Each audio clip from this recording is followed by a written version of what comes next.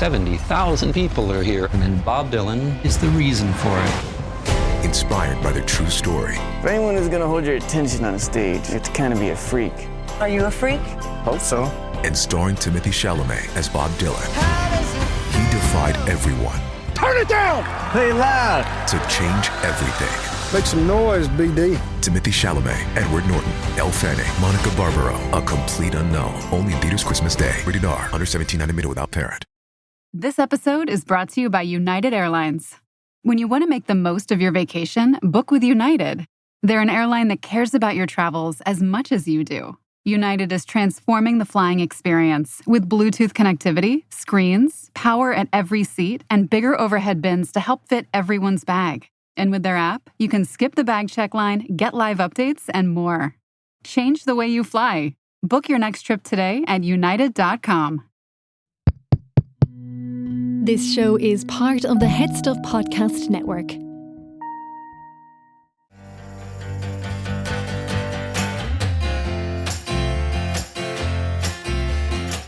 Hello, how are you getting on? It is lovely to see you. This is the final episode of Listen, I'm Delicious for this season. Are you crying? I'm emotional. I'm going to miss you.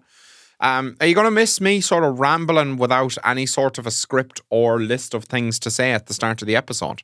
Probably not. I know about 2 episodes ago, I spent about 20 minutes telling you about what my future house was going to be and very badly described it to the point where you probably didn't even realise what it was going to look like. I don't think you're going to miss that much, but maybe you will. And how do I know I said that? Because I recorded that intro in the same session as I'm recording this one. So I said it about 5 minutes ago. Today, we have The Scratch, awesome band. If you haven't heard of them, they're absolutely class. They do like sort of trad music mixed with sort of almost like sort of trad metal. It's class. You should go and listen to it. You should go and see them live. Absolutely class. I was really looking forward to talking to them. This time we have 3 people in the studio, so there's a lot of dynamic conversation. We went big for the last episode. And yeah, it's really interesting. We talk about creativity towards the end. So anybody who's interested in, you know, them talking about music and stuff and us talking about creativity and all that sort of stuff, that is towards the end of the podcast. Most of the start of the podcast is about chicken fillet rolls and the things we like to eat. So we've got it all in that podcast. Can't wait for you to hear it. And I don't want to keep you too long because we had a good long chat and they're great lads. So I think you should have a listen to both their music and to them talking. And I just want to say, you know, happy Christmas. It's probably nearly Christmas now. I think this is going out just before Christmas. So happy Christmas. I love you. Look after yourself. It's a tough time of year for some. Great time of year for some.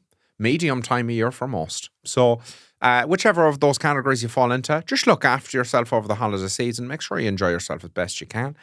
And I'll see you next year. I'll be back. We have some amazing guests lined up for next year, and last year, because this year was also class.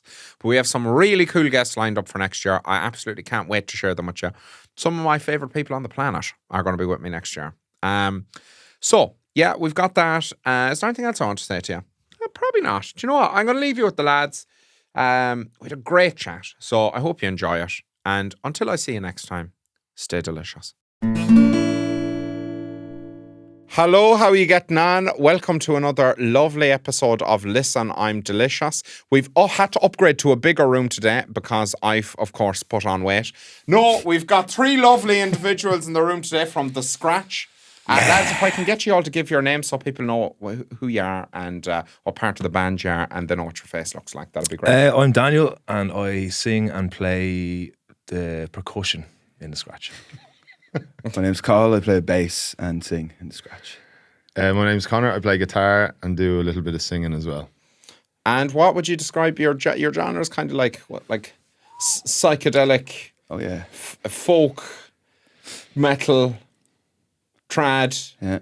I think we're going with Metallica meets the Dubliners in an alley. With a few points involved. They have a baby. It's great though. There's such a great.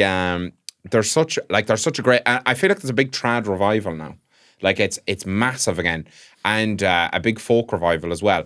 But like there's such a great energy. Like there's a lot of like trad fusion about, but I haven't really heard like the intensity of what you're doing. So did you start off with metal, yeah?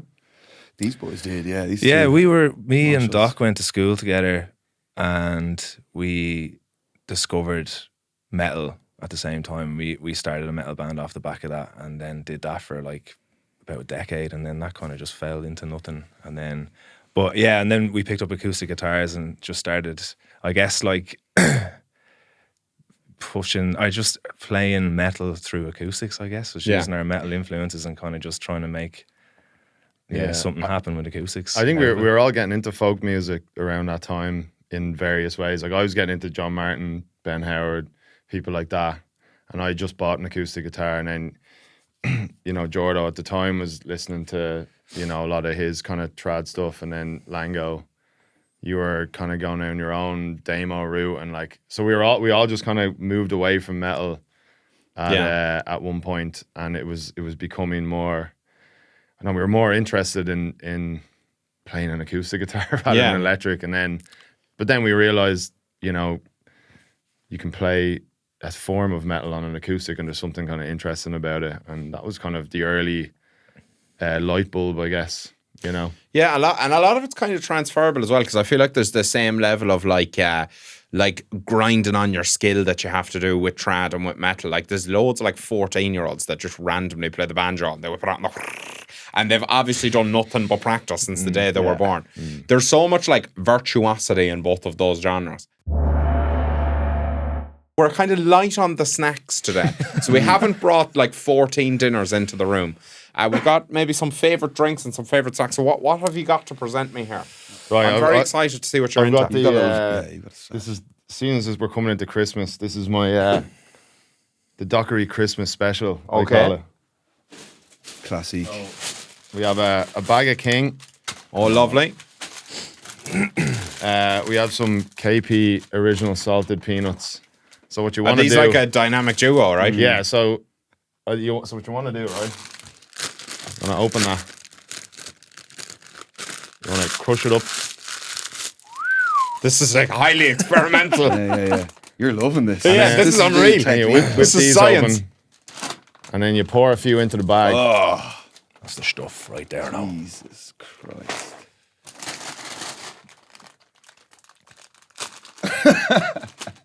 Now, and then you just kind of tip a bit into your mouth. I'm absolute. What was the inception of this? Is this like some sort of a protein So upgrade? like around every Christmas, my folks would they buy in a few crisps and a few snacks, I have and to then try it. we'd always have peanuts and crisps, and then I just started doing that. I think it's a thing though. Is it? I've never seen this in my life. The I combination. don't know if this is obvious. I've eaten a lot of food now. This is the combination right here. Okay, so it's like just a massively increased calorie density packet of crisps. Oh Let's go for it. yeah. Protein rich.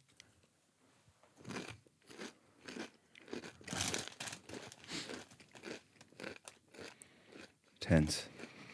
You'll have to add a lot of this chewing. That's fucking fantastic. Isn't it? That's And then absolutely you wash right. it down with a fine bottle of Club Orange, the greatest drink. 100%. Controversial. And Controversial. so you've got like a controversy on this one. Orange drink. Yeah, there's been war has been raging in the gaff for many years about this. Yes. I mean, Are you not a rock shandy man? Me? Yeah. No. I'm I'm either or. I'm like I'm Club Lemon or Club Orange. Rock Shandy doesn't the mixing, do it for me. yeah. It's not bad, but I'd rather go for either or. Yeah, so for me, it's got to be rock shandy. So this is like so rock shandy is I don't even fucking know what's in it. I've been drinking it for years. Is it lemon mixed in? yeah, lemon and orange. Lemon and orange. So this is lemon and orange mixed together. It's absolutely fucking delightful. Real bits. Real bits. So this is the thing. So I've actually had on TikTok a lot of Americans ask me like, why do all the Irish people love Club Orange when we talk about Club Orange? Club Orange is like Fanta, but it's got bits, so it's health fibrous. So if you need a shite, It's extremely fibrous. It tastes more orangey as well. It Yeah. doesn't- you know what I mean? And I would less argue like the artificial orange flavour, more like potentially- actual orange yeah. flavour. It's Do you know what I mean? legit, and it's I'd say fizziest. I'd say potentially fizziest of the stock fizzy drinks. That you can I get in think the so. shop. Yeah, there's a great fizz off a club now. I have to say, They're the It best. hurts, I mean that like, it hurts. Club Lemon, Rock Shandy, and Orange. Yeah. They're top tier. The trifecta. S tier. Yeah, top Which tier, be Club Lemon is probably my favorite of the three. Yeah. I got into it. I got into it recently. okay. It really hits the spot if you're thirsty. Is there real lemon? The real lemon bits in it? Probably not. I don't know. I'm not gonna comment I on think there's that. a few Maybe bits there in is. it, yeah. I It think feels there's like a few there's bits bits. in Do it. they add the bits? So is this real orange juice or do they add the bits? It just tastes like No, there they're is, real. like, is it? Is it real? It actually says it right on the side. It goes. It does. With real bits. So there you go. There you go. Yeah. Yeah, no, I'm a big, but I recently got into lemon because nothing quenches the thirst like it. It gives you kind of a tang in the mouth. It's like having a lemonade. Obviously, it's like having a lemonade. It's lemonade, fizzy lemonade. Yeah. But this is like the quintessential country drink. So if you ever go to like a country party, they'll always have rock shandy and also Sidona, which is like an unalcoholated, what's non-alcoholic cider. Unalcoholated. And also, it used to be Lilt, but now I'm not going to bring this up because it will cause a lot of people trauma because they discontinued Lilt. But you'll have Lilt as well. So no, excellent choices. I see this man is nursing a Terry's chocolate Over orange. here, yeah. It's an iconic line. It's just move. been a recent. I mean, I've always had a bit of a love for orange chocolate, but there was a deal going on in Sparrow one of the days on one of these, and I picked it up, and I've just never looked back. And I've since there's a minty one. Yeah, the mint one's good. Yeah, but I don't think it's as good as a mint dairy milk. And I'm a mint chocolate Mint fan. Crisp. Mint Crisp is the champ. But I recently tried orange flavoured orange chocolate buttons. You know, the giant buttons, and they're not a patch on Terry's. Like Terry's does the best orange chocolate. Like, I mean, if you're an orange the little chocolate fan, circle like and the bits is great. I wouldn't bother with Who's any doing other that? orange chocolate, to be honest. I That's the think one. part of it as well with a Terry's chocolate orange is it's like the user experience. It's like opening an Apple product because you're like, it's in the shape of an orange. They've gone to that. You get to pull it apart. It's Segments. the experience. They Yeah, come segments. apart a lot quicker now than they used to. I remember being a child and trying to get it They're out. a bit stronger I now. thought that, you know the way the ad, you know the way the They've ad just gotten would just, stronger. there was an ad where it would just drop on the ground and it would just be like open like a flower. Okay. So that doesn't happen, but and it still doesn't happen, to be fair. Do you But at miss least you that? can pull the slices out. Do I miss it? Well, it was never a thing. But they changed everything though. Like Snickers. Do you miss it being less accessible? Yeah, do you miss the thrill The challenge as a of kid trying to peel open? off a slice? Yeah. Nah, absolutely not. Straight out of the fridge, pull that slice out. Ease of Down use. the gullet. Every day, ease of Straight use. down the gullet. Are you a refrigerated chocolate man or a press? Okay, so Chocolate I'm man. actually a bit weird on this one. I either like on a warm day I leave the chocolate out, so it's kind of it's like it was sort of disgusting. No, calm down now for a second. I hear me. You can't disgusting. just shout at people before they've even started explaining Continue, themselves. continue. Sorry. So, here's my feelings on it. Generally speaking, if I've got chocolate, I want it to be in the fridge. I like the fridge chocolate experience, particularly with a cup of tea because you've got a bit of time with it. So you can throw it into the mouth, and you can sort of use it to almost sort of wash away. It's like an erosion of the chocolate in my mouth. Sort of takes it down the tea. throat slowly. Yeah. Okay. But on a hot day, right? Now we don't get that hot in Ireland, right? I like the way it just sort of warms it up, and the minute you pop it into the mouth, it just all kind of goes. I like a bit of melted chocolate. Okay. I'm a bit of a risk taker like that. So like for instance, with my popcorn in the cinema, I love Magic Stars, and they melt, but you get it all over your fingers. But I like the thrill. I will do popcorn chocolate, in the cinema. I will. That's maybe the one What's the chocolate choice? M&M Crispies. for the cinema. What are you Yeah. pouring? What are you pouring in? I like your choice. Minstrels. Yeah. Minstrels. And that's Minstrels are another good. texture-wise because you still Maltesers. get the bit of the crunch even after they start kind of. The only Melting problem I down. have with minstrels is I find the combination of popcorn kernel and minstrel hard bits It's a lot. plays absolute games with my teeth. I'm picking it out for about 3 days after. I have to go home and brush the teeth about 14 times. Yeah. Oh, what's your Yeah. popcorn combo? Maltesers. Maltesers. Or so sharp. minstrels, either yeah, or. minstrels as well. But yeah, they usually have either in the cinema these days, Teaser in don't they? there, actually, yeah. Maltesers Yeah, it's are good. Or a Galaxy counter. Have you had them? It's like a minstrel. They're that knows- minstrel adjacent. It's aren't like they? sort of a skinned Oh, minstrel. yeah. Yeah, a minstrel that's been drawn and quartered. Unreal. So we didn't bring your dinners because we thought it would be too logistically a nightmare. A So lot of prep, yeah. what would be your death row meals? Oh, yeah. I don't know if... Sorry, go on there. Spaghetti bolognese is just, like, growing up, it was the only dinner my dad could cook basically, but he did an amazing one, and it was just like 4 days a week for like a couple of years. Good man. And then like when I met Langan, he'd call over and whatever, stay in my house the odd time. They'd always make him a spaghetti bolognese as well, so it just became a thing. Now is this like a hardcore spaghetti bolognese? Like they've done it from scratch? Yeah, job from scratch. Bit of red wine in there, say nothing, you know. And yeah, it's good. It's really good. I think it's my mom's recipe. Did you have a trampoline? No. All right, okay. That's the red wine in the bolognese is giving trampoline energy. yeah. No, that's It was a good bit of garlic bread, bit of a roll. a bit of garlic GB, bread. come Yeah. on, Yeah. GB. Yeah. Just whatever the frozen one, throw it in the oven. Done. Yeah. Yeah. 34-cent job. Yeah. Yeah. They're the best. GB. No, I swear to God, I tried to upgrade garlic bread. When I started making a bit of money, I said, I'm going to splash the cash now. I'm going to get the Euro garlic bread. Yeah. It's fucking not as nice. Yeah, The 30-cent one, that's probably neither garlic nor bread, is the actual nicest garlic bread you can get. It is, yeah. Okay, so we'll go this way. Thank you. Well, I don't know if it'd be me debt row meal, but I was gonna bring in a chicken fillet roll with. I don't know how you're gonna feel about this. Oh, but yeah, look, no, But go on. look, it's gonna be just. It's important to just get like a small bit of butter. Ask for a small bit of butter because they always put too much butter in the roll, and then a bit of brown sauce. What the fuck? You're not even there yet. You're not even. Brown sauce. What the fuck? Not even there. Spicy chicken fillet, hash brown, and some cheese.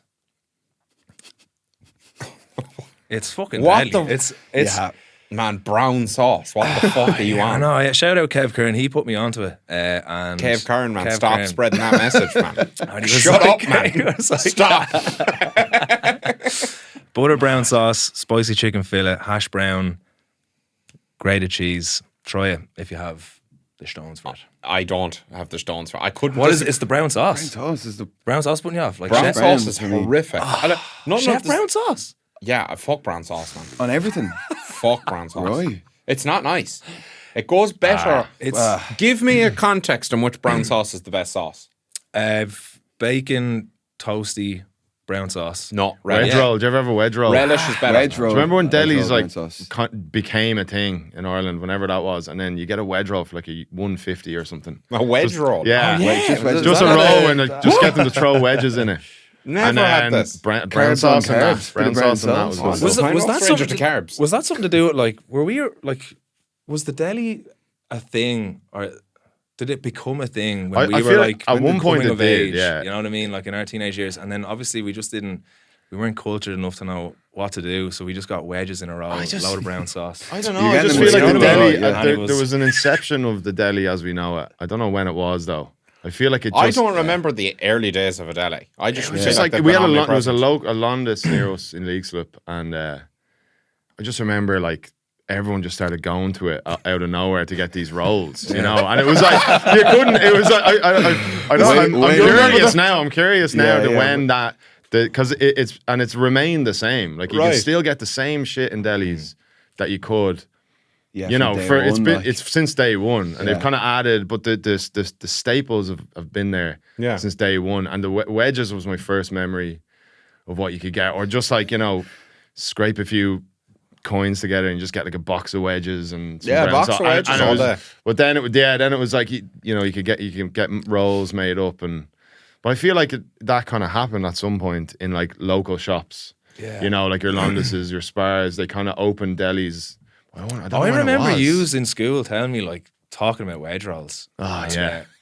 I was like, Oh, what? like And then you're like, you "Wow, crave, and you then- know, the way you crave chicken wings sometimes, or something like that. I actually hate chicken on the bone. Oh really? I'm not a big fan of it. Yeah, either. I'm too soft. Yeah. I'll get a bit of cartilage in my mouth and be like, oh, Yeah. Okay. It's just I can't finish my. No, I can't finish my dinner now. I've but- come around to wings because there's some really good wing places and they just make the skin so crispy and so I can kind of deal with it then. But generally, yeah, I'm a chicken off the bone man. See now, Breastman. chicken on the bone, like I'd be criticised for food waste if I eat it because I literally eat a tiny section of the middle of the wing. Yeah, you need because to if any cartilage goes in my mouth, I start crying. Yeah. I can't handle it at all.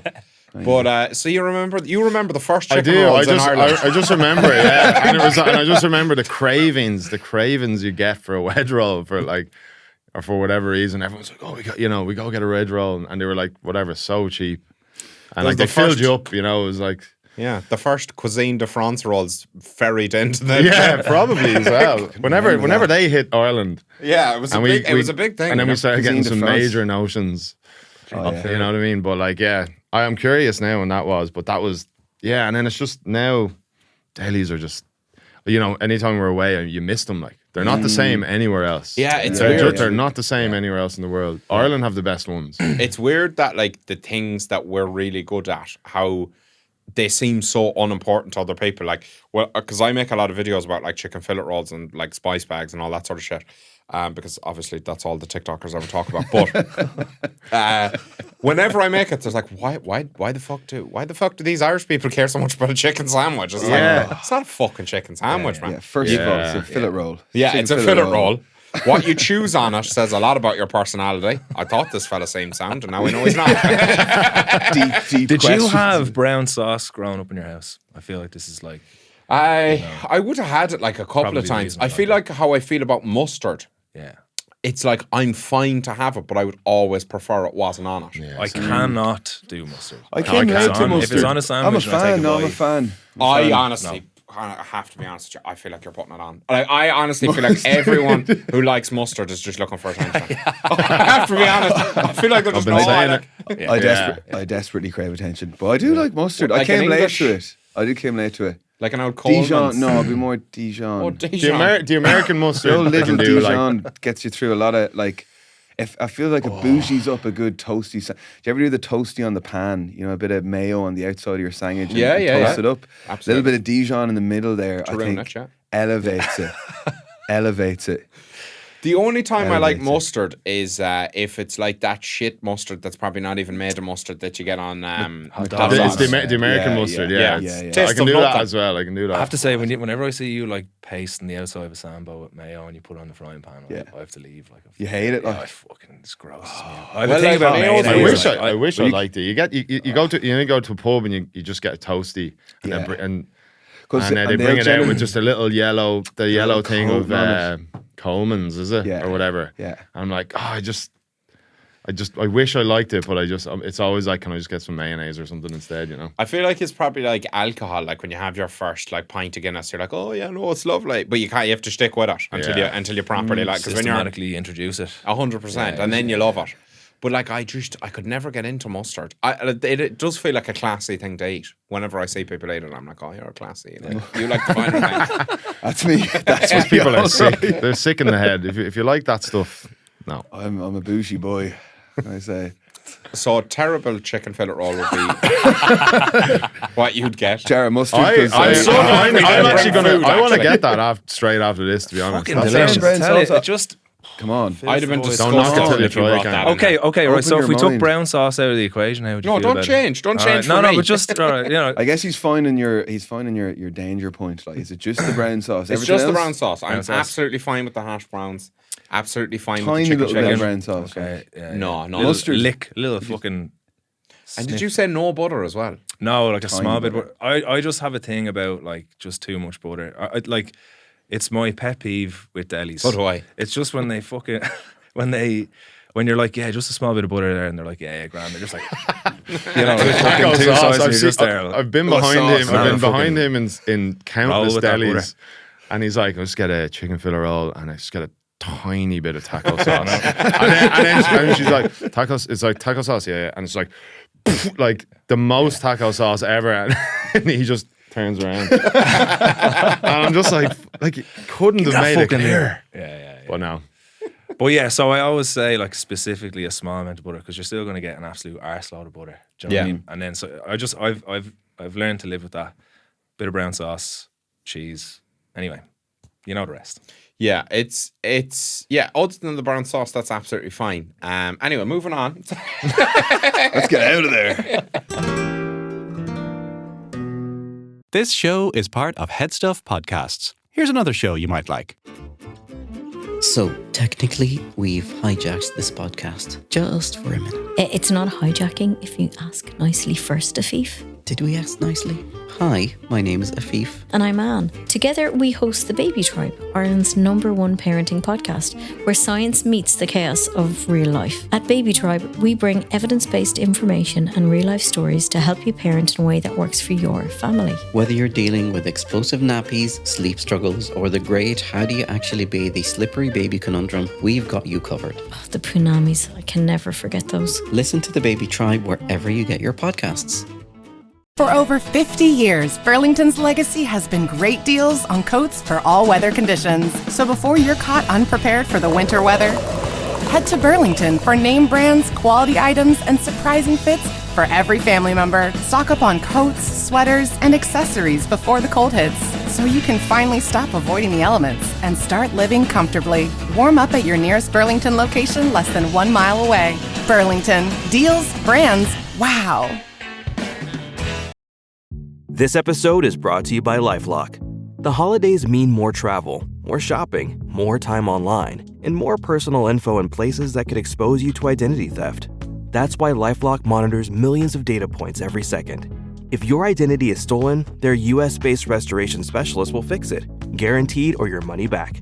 Get more holiday fun and less holiday worry with LifeLock. Save up to 40% your first year. Visit lifelock.com/podcast. Terms apply. Lasagna, I think, would be the final meal for me. Lasagna, very Italian. Yeah, old school lasagna. My mate Kev Metzger makes it delicious. You make a good lasagna. I make a decent one. Yeah, I make a good one. But and is this all? Metzger makes it top tier. Is it like a from scratch job or is See, it the he'd sheets? be more from scratch. I'm not making the sheets. Okay. Brother. They're like rolling them. Jesus wept. He'll make the sauce from scratch. Generally, I'd kind of, if I have the time, like blend up tomato, like make the sauce. But generally, no. I'll be like a cheaty. But he'll do it from scratch. And then air fryer the chippies and lasagna. They're the combo. Because you get the first few cuts of a lasagna are great and structurally it's strong, and then it starts kind of mushing up. Yeah, absolutely. And then you fork up with like a chip. Yeah, It's a bit of a plow, and you kind of get the lasagna on there. That's absolutely how it's done. 2 liter in front of you. And, I've done that so many times. I know exactly what you're talking about. Yeah, forklift. Yeah, I've absolutely done chip and a lasagna, like and a little crusty bit at the side. You want the side as well, the right angle, right, rather than the one in the middle, because that's only got one edge on it. You want to get 2 edge, at least 2 edge lasagna. I totally agree. I probably going to piss you off now. I'd add coleslaw to that. I love coleslaw with the lasagna. Oh, that's a big chili con carne, or like a chili and like rice and chips and a big dollop of coleslaw. I think any of those types of dinners and a big dollop of coleslaw. Oh, I love the coleslaw coming on. The coleslaw with everything. Coleslaw pizza goes on everything. Pizza. That's weird. You've gone weird. not. You don't spread it on the pizza. I gave you too much confidence. No, I was just like, we're the same person.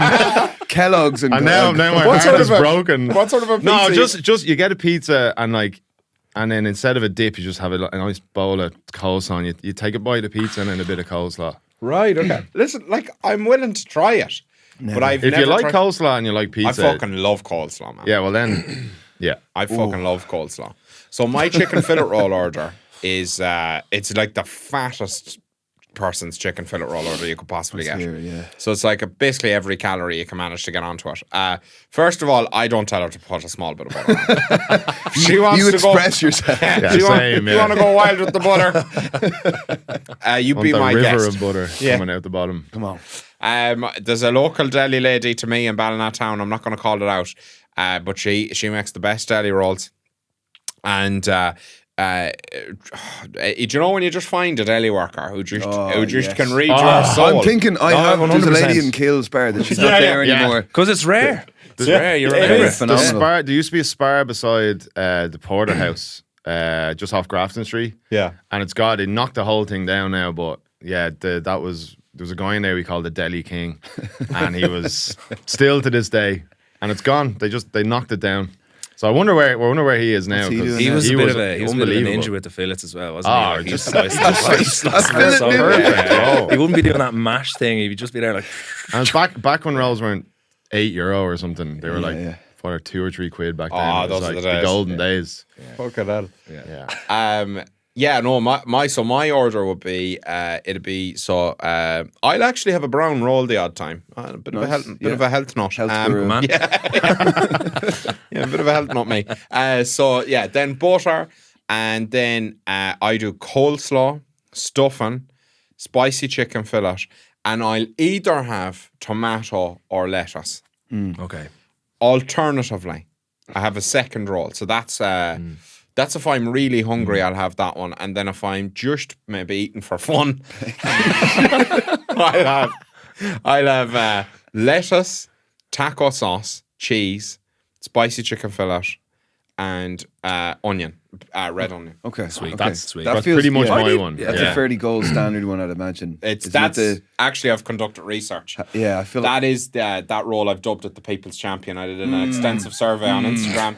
And found out that was the perfect deli roll. Did I say cheese? Yes. Yeah. Okay. Cheese first as well. Cheese first. Yeah. That's another thing I hate about just bad roll makers. They just lash way too much cheese in. Do you ever notice? Yeah, that's a thing. Butter and cheese, they're too heavy-handed with those two. You want to ingredients, kind of have enough cheese so that the chicken fillet roll has sort of melted it to the point where it's incorporating. Exactly. That's the idea. Cushioning into the other ingredients. Absolutely. What's the worst roll you've ever seen?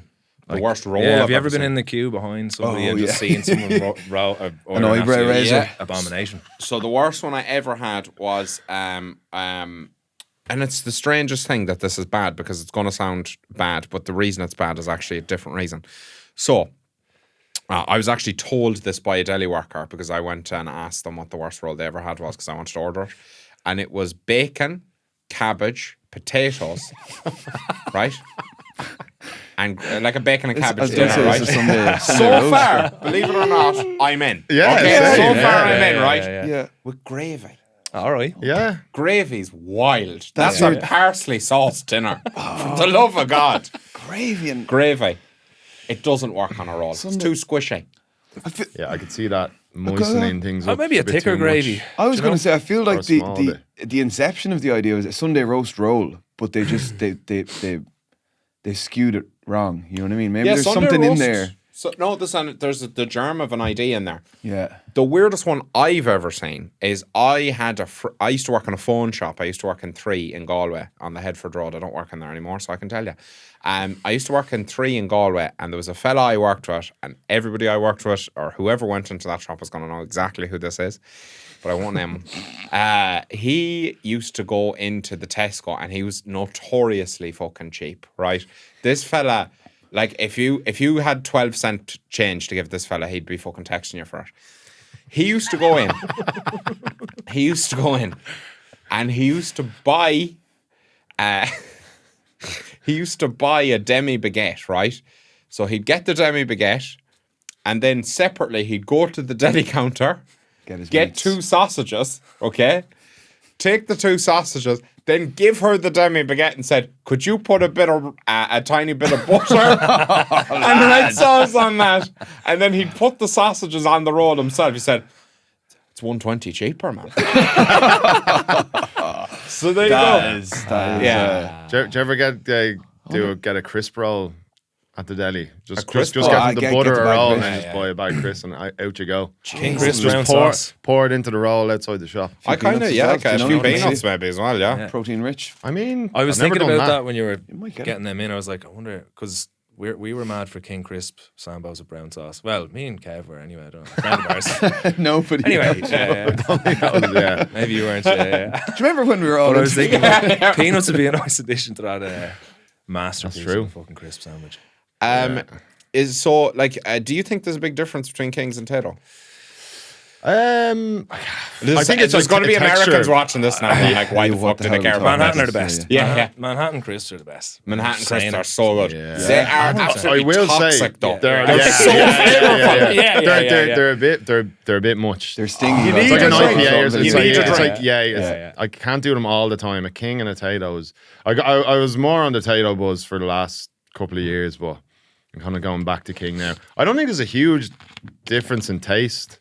I think it's like the the crisp itself is different. Okay. The Tayto's like a little bit thicker, and like has a more like uniform shape by my calculations. No, I'm interested. And the King is more brittle. Okay, it's a brittler crisp. But taste wise, they're both fantastic.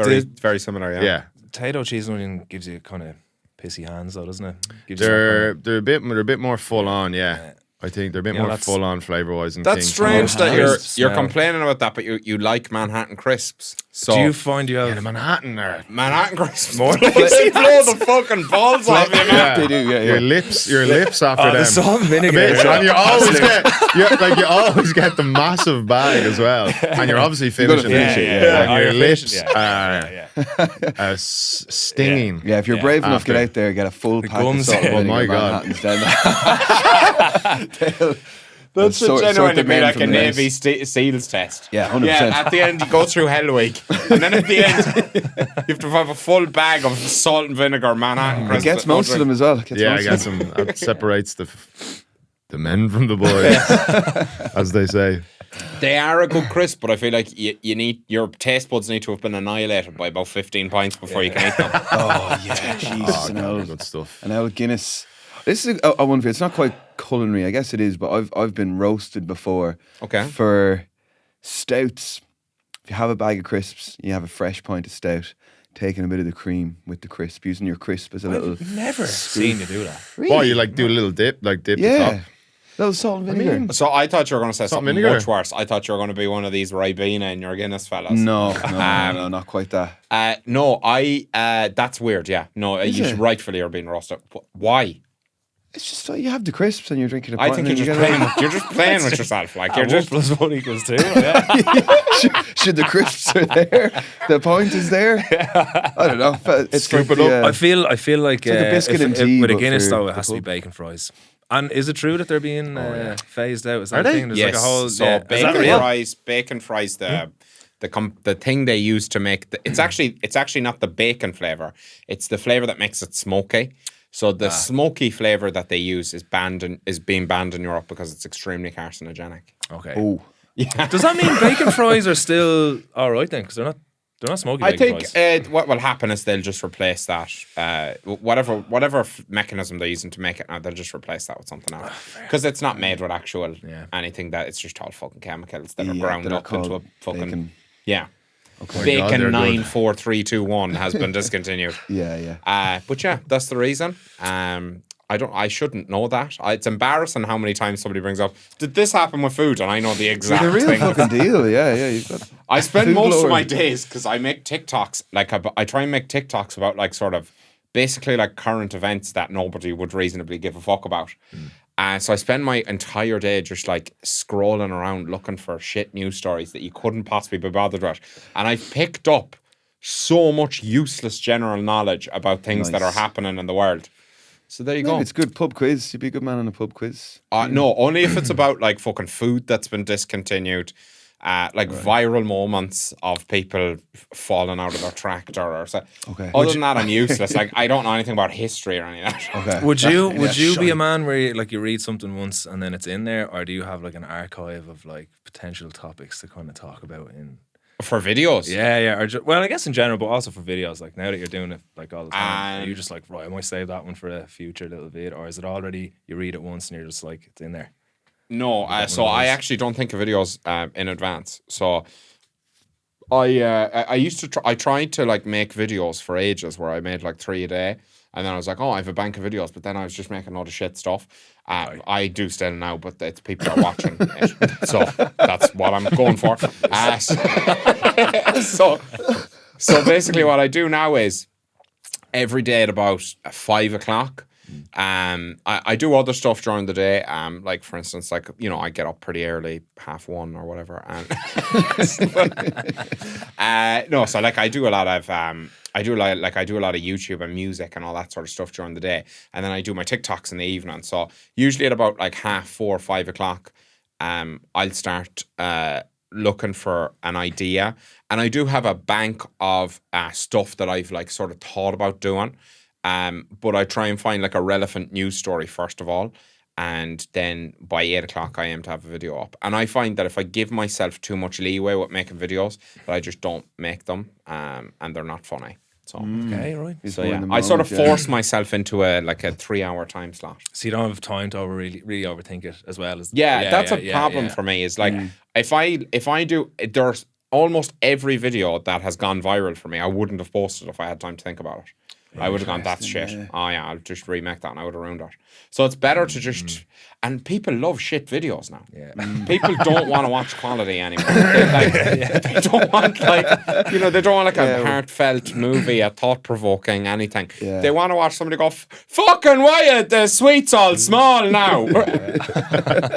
Try cannot have Christmas. The more ratchet, I give them what they want. So, but yeah, some of them are like more comedy videos, and those ones, I will sort of come up with ideas, but usually I don't like any of the ones that I've kept. So I end up just deleting the note that I put them all in, and then coming up with something on the day that I use. So just do it. Yeah. How do you find with music stuff? Do you like how do you come upon inspiration for things? Do you force yourself into any because I love the idea of forcing myself into where I have to have something done and my options to do it are limited. Yeah, I think that's kind of what we're doing now a little bit. It's like putting a kind of like a schedule together of our schedule for being creative. We're gonna do it these days, and then our goal, our cutoff point is this date because we're gonna go in and record the album. And, I personally definitely prefer that. And then the least, I think when all the options are open, it can be a bit overwhelming. But so limited options and a bit of a kind of what's the word? Of a deadline. Deadline. Sorry, deadline. Yeah, What are it's those kind things? of the anti-creative thing, but in many ways. But I don't know. I think if you keep showing up, some days nothing happens. But then I think if you just keep showing up and all the way up until whatever your deadline is, you're gonna have some good stuff. You just trust that you will. Trust that it'll come together. Absolutely. That's a big thing I think though is just trusting that you can do something more so than trying to force yourself into it. That was a big one. I think it's when you don't trust the process, or you don't have trust in it, or maybe there's a lack of experience, or maybe one you had a bad experience. I think I feel like now I think we all trust the process more than we ever have, so it's easier to do that. Yeah, it makes it easier to do that, and just knowing in the back of your mind that this is going to be good and we're gonna get there. It'd be class to because I can really relate to the overthinking thing, and I'm sure most creative people can. There's a very small period where I go from loving an idea to hating it, and not even wanting to, just being embarrassed by it, And you kind of need it to be out there, I feel to accept it. And that's it, and I'd love if we could just record a tune and it's just well, that's it, it's it's done. But unfortunately, we have to, I guess putting an album together, there's just a lot more prep to go in. So the best thing that we've come up with is just a deadline. It's all right, we're going into the studio at this time, so whatever you have, let's just roll with that kind of thing. And it kind of just gets you in the creative mindset and a bit out of the critiquing head a bit, I guess. Kind of saving I think being in the studio is, things will always change once you get in there, and it's a good space to be off the cuff and to change things on the fly, and kind of just leaving space for that to happen around that time, instead of trying to do that too early, or trying to overthink it, or trying to go through all those processes before you go into the studio. I think just knowing that right now the important thing is to get act on whatever initial inspiration or whatever's feeling good at the time. Let's follow through with it. Doesn't have to be the finished thing, and let's move on to the next thing once we've kind of brought that to where it can be, and trusting that once you get into the studio, then the bells and whistles can happen, or we can maybe change the structure last minute. Who knows? You know what I mean? When everyone's in there and everyone's in that focused, and you've whoever you're producing or you're recording with, everyone's going to have ideas, and And so if you're going in to record an album, then is your goal to go in with Are you sort of like writing a shit ton of songs and then sort of deciding what kind of grabs you afterwards, or are you sort of going, I don't really like that idea? Like, do you kill things off fairly early, or are you writing like a load of songs and then kind of cutting it down to a few? Yeah, it's more having a load of songs, really. Yeah. Like, I guess you start collecting a song library, I guess, as soon as the last album is done. You know, there's going to be ideas, be they voice notes or something more developed. So we've just been kind of collecting them and then constantly rearranging certain ideas. You know, you kind of almost like a fantasy football league. You know, you have your top. Yeah. You're like, oh, those 6 or 7, I'm pretty confident will definitely be in, or, you know, and these other 6 are like maybe 2 or 3 of them kind of come in. So it's kind of always changing depending on what we're, like Doc was saying, there's some songs that we probably have to a place where they're probably ready to go. So you kind of leave them in the back of your mind and move on to other stuff. But it's like, even you were talking about like trust there. So it's like your instincts, you know, you're trying to just hone your instincts for that 2-week period when you're in the studio, you know, and that's where the maybe more disciplined side of it comes in, where you're just like, we're just going to spend this week working on a bunch of stuff. It's kind of more ambiguous what the goal is of that. It's just like, let's just work on music, you know, and writing, so that when you get to that 2-week phase where it's pretty intense or whatever, you have this library of stuff that you've worked on and everyone's really comfortable with all of the material. So that kind of magic can happen, I guess, in the studio. Because like there's stuff, I mean, you'd be pulling lyrics from stuff, you know, suddenly it's like, oh, a song from like a year ago, that verse works over this, or some riff, it's like, oh, that part they were missing at the end, maybe you could clang that into it, and suddenly you've got an arrangement there that works, you know. Yeah. I guess is kind of the process. Yeah, definitely. Yeah. I think,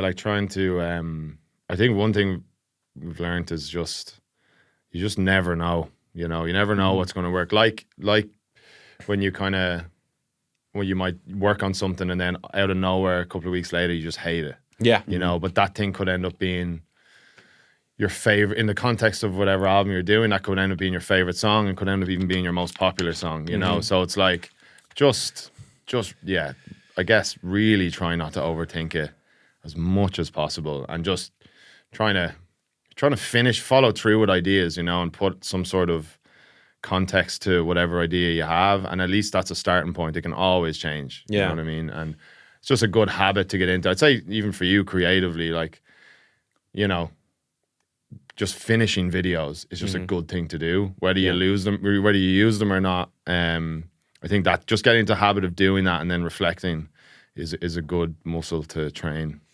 Yeah, it's.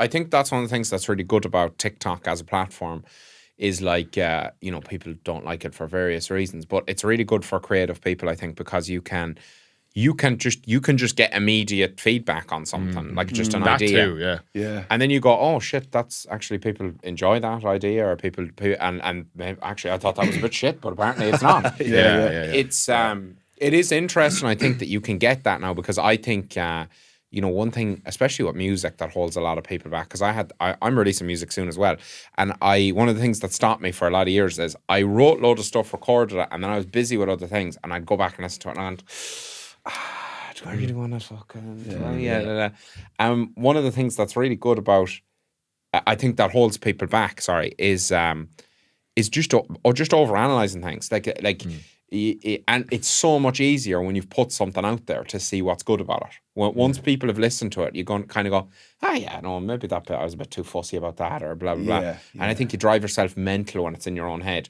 So I think it's great to just fucking get something to somebody as quick as you can. Just put it out there and have people see it. We did a US tour recently, and we kind of played a somewhat unfinished song. That was the first time we'd ever done that, you know.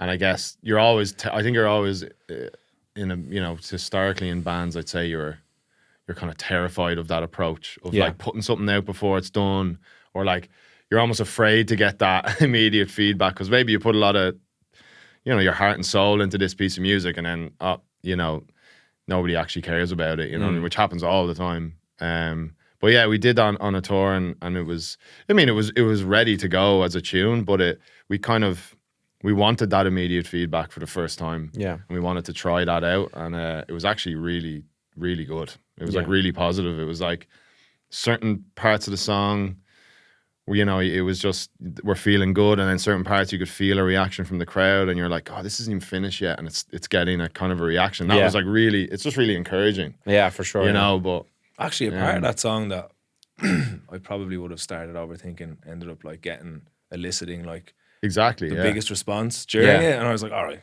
maybe it's not shy. Yeah, and that's, you know, that's it. It's like you think, you know, obviously you're writing music for yourself, and you know, but it's a balance between for yourself and just like, you know, you want people to like it as well. And if it's your career, you need people to like it to some extent, you know. So it's that fine balance of like not writing for other people, but also that feedback is important, you know. Yeah, and for sure. You know, because you don't want to, if you put out an album and nobody cares, like that's, you know, your career is not going to be in a good place. There's you know? this romantic idea, I think, though, about like creative work that it's you know, it's all about you, and it's your expression and stuff like that. And the reality is that it's a sort of a mixture of a lot of things. There's a big part of it that's you, but there's also a big part of it that you know, something has to be understandable to people. Something has to be. You might want to like you might want to do a fucking 45-minute, you know, one track album that's fucking just you playing one note over it and screaming about your dad over it. But that's not necessarily going to give you a career. How did you know? I feel seen. But it is a weird place to be in, where you're you know, once you're doing something professionally, it is a hard balance to strike between giving people, you know, to some extent, who have put you where you are, what they want and what they probably deserve, and also sort of trying to do your own thing. And I think the problem is the overthinking is like, it's probably best to just fucking get it out there, and then it's often surprising with anything, because I used to do a lot of production as well for other people, and some things I would just think were shit and they flew, and some things I thought were brilliant and nobody gave a fuck. And like it's the same with videos, even on TikTok. Like there's some videos I'm not going to post that, I'm going to make tits of myself, and then the video will get fucking 20 million views, and it's like, why? This isn't even is forming your own opinion on your work then just like unnecessary suffering then? I think so. That's the big question, because that's so stifling. And can you therefore just focus on trying to be creative and just try and keep that part of yourself separated, the critique inside you, just like, I don't know, is that like a mindset you can practice? It's something actually artists turns do. out it doesn't actually hold much water. Yeah, like, you know, if a lot of things that you thought were going to do well didn't, and then vice versa, it's like, is there even any need for that anymore? You know what I mean? Can we just it seems like the important thing is to be prolific more than anything. And then, you know, once you get sort of a response to something, probably polish it up a bit. That's how a lot of people seem to be doing it now. And I think it is, you know, that's maybe more honest than you sort of trying to figure out how something is going to do after you've done it. Yeah, it's just on. It's like, like put it out and then on to the next thing. And I think like trying to find the enjoyment, for the most part, it's obviously hard and it's stressful and taxing trying to write or be creative in any way. But I think if you can get to a place where like you really enjoy that process, I think you've a better chance of being prolific. And then that's it, really. It's like, I think if you ideally you don't want to be completely drained after an album process. You know what I mean? Because you know, there's obviously going to be ebbs and flows, but ideally you just want to be able to just keep doing that over and over. And then you're in a position where, like you said, you don't really need to worry about that. Yeah. You know, it's just like, well, you know, that album is, that body of work is what it is. Now we're already onto this next thing, and we're loving it and we're buzzing, and you know, and it's in this day and age, you have to release a lot of music. You know, a lot more than you used to, maybe. Unfortunately, in some ways, you know, but I think that's the most important thing. I think it's kind of, a lot of people find it depressing to treat music as content, but I think you do have to some extent, you have to treat things if you want it to be your job, you kind of have to treat it as content.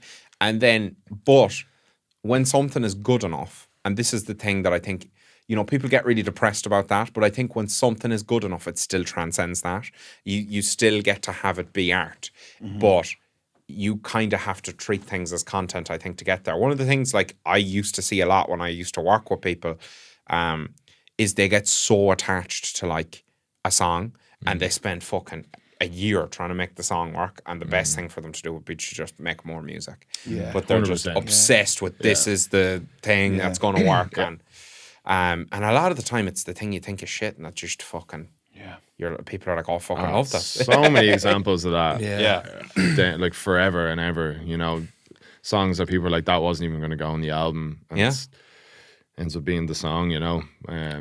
So yeah, it's hard to do in the moment, isn't it? It's when you're hard, attached, you know, and you're like, oh, but I think, you know, I think that that idea of being prolific, or just, I guess, just remembering what your job is essentially as a musician. You know, it's like whether it is your career or whether it's just something you want to do. It's like it's just writing music, you know, and like just doing it all the time, you know. And that's saying if something does well, great, happy days. If something doesn't do well, at least there isn't this big. At least you're kind of like already moving on and on to the next thing, and it's not this big, massive like, you know, mountain to climb. Oh no, we need to do another album now because that didn't do well, and you know, it's but it's hard. It's hard I do to do think that. if you're good enough and you do enough, people will eventually notice. If you're not getting anywhere, it's probably either one of those things. You're probably either not doing enough or it's just simply not good enough. And there's a lot of people who think their problem is marketing, and it's just you've made one song in 3 years and it's fine. The marketing only works if you've the music to back it up. You know? But it is easy to get caught up in your own head about these things. It's for sure. But listen, lads, that was a fucking absolute pleasure. Thank you very much for introducing me also to this. Man of the match, Yeah, this is see, and I will, as if I needed a way to get calories into something else. I will have about 10,000 of that combo this Christmas. It's just sitting there. It's the textures. It's great. It's great stuff. Good. It's good. It's been an absolute pleasure. What have you got coming up?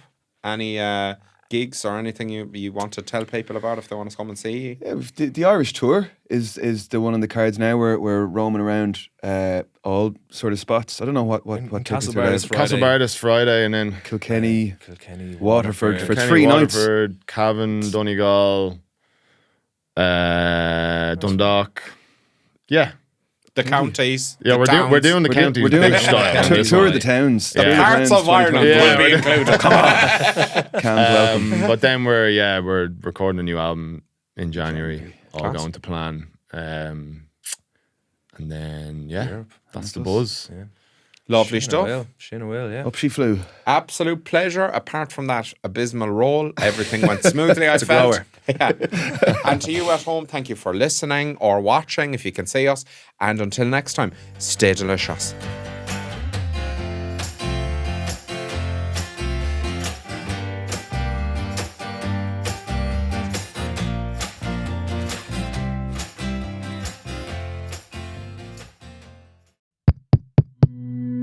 This show is part of the HeadStuff Podcast Network, a hub for the creative and the curious.